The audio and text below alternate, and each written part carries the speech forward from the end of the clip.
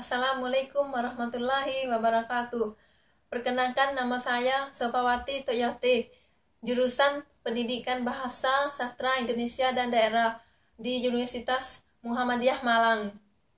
Pada kesempatan kali ini, saya akan menjelaskan bagaimana untuk menulis cerpen atau teknik menulis cerpen. Pertama, saya akan menjelaskan pengertian terlebih dahulu. Cerpen adalah karangan pendek yang berbentuk prosa. Dalam cerpen dipisahkan sebagai kehidupan tokoh yang penuh pertikaian peristiwa yang mengharukan atau menyenangkan dan mengandung kesan yang tidak mudah dilupakan. Cerpen adalah cerita yang panjangnya sekitar 5.000 kata atau kira-kira 17 halaman. Jika cerpennya lebih panjang mungkin sampai setengah atau 2 jam.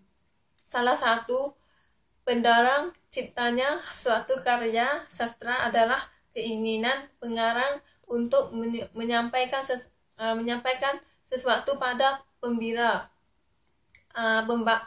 kepada pembaca. Keinginan ini selanjutnya dirumuskan sebagai tema atau topik cerita. Tema atau topik cerita dikembangkan melalui konflik-konflik atau masalah yang dihadapi tokoh-tokoh cerita. Agar pengembangan topik tampak wajar dan hidup, diperlukan unsur-unsur cerpen yang lain, yaitu alur, latar, penokohan, sudut pandang, dan gaya bahasa.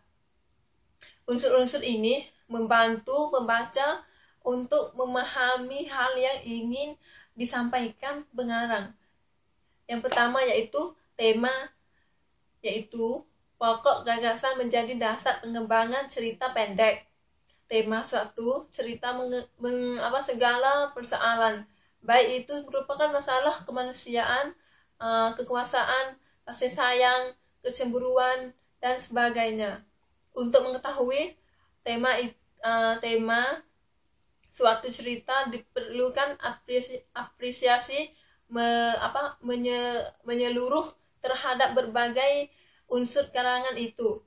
Alur atau plot, yaitu rangkaian peristiwa yang direka dan dijalin dengan seksama sehingga menggerakkan jalan cerita melalui perkenalan, klimaks, dan penyelesaian, penokohan, dan pewatakan, yaitu cerita pengarang menggambarkan dan mengembangkan watak para pelaku yang terdapat di dalam karyanya. Setting atau latar, yaitu tempat dan waktu terjadinya cerita. Nah, latar itu berguna untuk memperkuat tema, menuntun watak tokoh, dan membangun suasana cerita. Itu latar terdiri atas latar tempat, waktu, dan sosial. Dialog tokoh adalah orang yang cerdas, tidak perlu mengungkapkan dalam uraian cerpen bahwa tokoh yang diciptakan adalah orang cerdas dan berpendidikan. Sudut pandang yaitu proposisi pengarang dan dalam membawakan cerita. Amanat itu pesan yang ingin disampaikan pengarang melalui karyanya kepada pembaca atau pendengar. Pesan bisa berupa harapan, nasihat, kritik, dan sebagainya. Dalam teknik menulis cerpen atau cerita pendek, ada langkah-langkah menulis cerpen tergantung unsur-unsur intrinsik, yaitu yang pertama, memilih topik atau tema. Yang kedua, menentukan tokoh-tokoh dan menganalisis watak tokoh. Yang ketiga, merumuskan garis besar cerita. Yang keempat, menentukan alur cerita. Yang kelima, menentukan latar cerita. Yang keenam, memilih gaya penceritaan atau sudut pandang. Yang keenam dan yang ketujuh, memilih diksi yang sesuai. Dan yang terakhir, yang ke-8, membuat kerangka karangan dan mengembangkannya sesuai alur. Nah, cerita pendek memiliki ciri-ciri sebagai berikut. Alur lebih sederhana, tokoh yang dimunculkan hanya beberapa orang, latar yang dilukiskan hanya sesaat dan dalam lingkungan yang relatif terbatas, tema dan nilai-nilai kehidupan yang disampaikan relatif sederhana.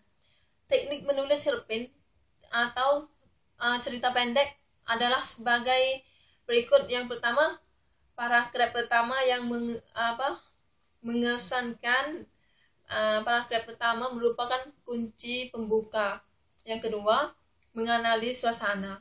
Melukiskan suatu latar kadang-kadang memerlukan detail yang agak apik dan kreatif. Yang ketiga, menggunakan kalimat efektif. Kalimat efektif itu adalah kalimat yang langsung memberikan kesan kepada pembacanya. Yang keempat, mengerakkan tokoh. Dalam cerita selalu ada tokoh-tokoh yang hadir sederhana. Tokoh-tokoh yang hadir senantiasa bergerak secara fisik atau psikis hingga terlukis kehidupan yang sama dengan kehidupan sehari-hari. Yang kelima, fokus cerita. Dalam cerita pendek, segala bentuk harus berfokus pada satu persoalan pokok. Yang keenam, sentakan akhir. Cerita harus diakhiri apabila persoalan sudah dianggap sesuai. Nah, ringkasnya, akhir cerita merupakan sentakan yang membuat pembaca terkesan, senyum-senyum, menarik nafas panjang atau merenung dalam karena terharu tanpa harus menuliskan kata-kata sedih. Nah, selanjutnya saya akan menjelaskan kriteria khas cerpen. Yang pertama, singkat, padu, intensif. Yang kedua, ada adegan, watak, gerak. Yang ketiga, beberapa tajam dan menarik. Yang keempat, interpretasi pengarang kepada kehidupan. Yang kelima, dapat menimbulkan satu kesan. Yang keenam, menarik perasaan pembaca. Yang ketujuh, gambaran yang jelas pada peristiwa yang dipilih. Dan yang terakhir, yang ke-8, ada cerita atau persoalan utama, watak utama, latar dan suasana. Nah, itu tadi demikian yang saya sampaikan terkait dengan penulisan atau teknik menulis cerpen.